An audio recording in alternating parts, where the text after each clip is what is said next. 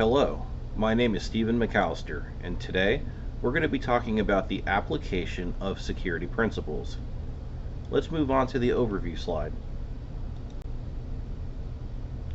First off, we're going to talk about malware, then move on to denial of service, weak passwords, the Internet of Things threats, internal attacks, ransomware, social engineering, brute force attack, and finally, remote worker policies.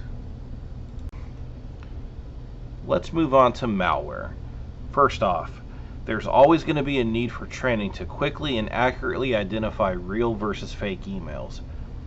Also, once malware is installed on your computer, it can lay dormant for any predefined amount of time before attacking your system.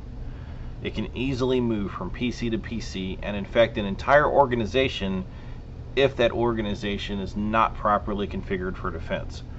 And lastly, it does interfere with all three vectors of the CIA triad, which is confidentiality, availability, and integrity. As far as confidentiality, if a hacker gets information, it could have PII on it. As far as availability, they can shut your system down.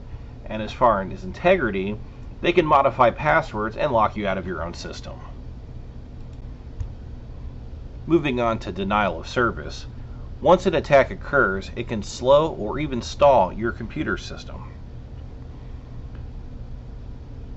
Computers that were once under the protection of a properly configured firewall are now at the mercy of an at-home configuration if there is a rush to get people to work from home. And as you can see, it affects the availability aspect of the CIA triad. It affects this in the way that if your computer is either frozen or inoperable, now you don't have access to it. That could also, in theory, affect the integrity of the system. So we're going to add that in as well. Shifting gears to weak passwords, passwords need to be more than 9 characters long, with a mix of numbers, letters, capital and lowercase, along with special characters in order to create a very secure, hopefully uncrackable password.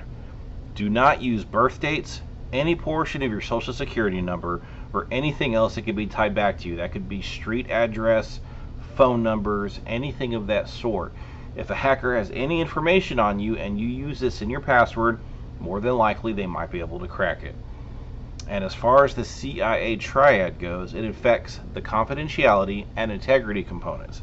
As far as the confidentiality aspect goes, if they get into your system, they have access to possibly PII, just like I talked about in a previous slide. As far as the integrity aspect, you don't want them getting access to your system because then they could start modifying passwords and pathways, blocking you out of certain things. That in itself is bad. Next, we're going to discuss the Internet of Things threats. We can't always set up and ensure that the Internet of Things devices are protected. So these make for very easy and great targets for hackers. If you're going to allow these on your network, ensure that you require a strong password as if it were a computer. If possible, deny the use of Internet of Things devices in a large organization, such as Amazon, Alexa, Siri, things of that nature. This will be beneficial because we can't always control updates within the firmware and/or operating system with these type of devices. And as far as the CIA triad goes, the affected component is integrity. Because, once again, if they get in there, they can modify the configurations to where you no longer have access to your device. Next up is internal attacks. This typically could be an old, disgruntled employee who has a grudge against the company. Think about someone that has a lot of power. Let's say an old CIO, sysadmin individual, and they're about to be fired. What you want to do is you want to make sure that their computer access rights are terminated a few days prior to them being told that they're going to be fired. If not, all they have to do is start causing a little havoc, and if your stuff is not properly backed up, it's going to be really hard to recover from that. If a universal admin password is used for whatever reason within your organization, The policy should dictate that this password is updated every quarter or whatever time frame you think is appropriate, so that as people are coming and going, they still don't have access to a password that is live. Ransomware is something fairly new, but just as dangerous as everything we've talked about. This style of attack can easily cripple a company financially. More than likely, this happens when an employee clicks on an infected link. They may not know it, but now they've just allowed software to be downloaded to the network, and this style of attack starts occurring.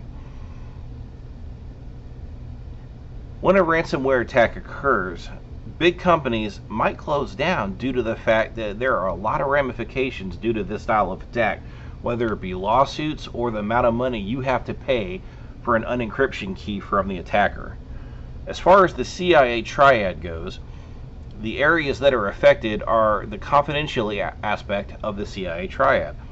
I say this because once they get into your system and start locking you out, now they have access to all of your files. Social engineering is kind of a unique attack in itself because it doesn't take a lot of skill. As long as you've got a lot of interpersonality skills, this attack might be fairly easy for you to accomplish. It usually starts with a phone call and/or an email asking for very specific info. So usually when a hacker goes to attack a corporation, they have some idea of the questions that they want to ask. Phishing is a fantastic example of this style of attack. This is typically done via an email where they ask for basic information, and then they send the same email to somebody else, and they can start compiling a list and see how similar the answers are, and that might give them a clue as to how to gain access to a network and/or system. As far as the CIA triad goes, the areas affected by this are the availability side. I stated this because if a hacker gets into your system via a social engineering attempt, your system will not be available, so the availability is not there.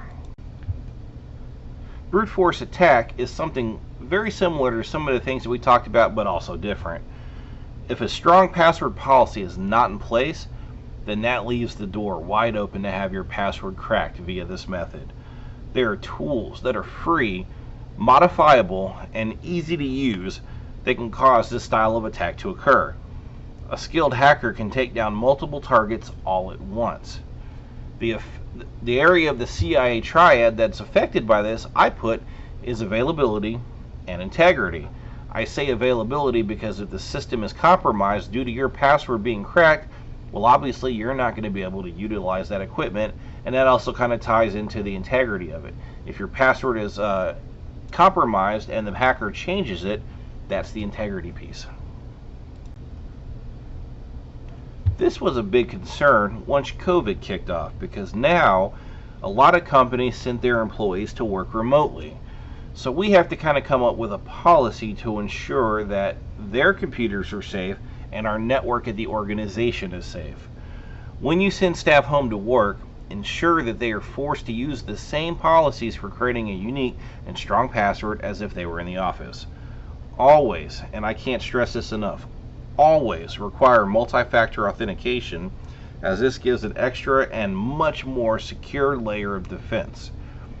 Ensure you have a properly configured VPN, whether that's Palo Alto, Global Protect, what have you, to allow access to the company network, so that way only authorized personnel can access the corporate systems.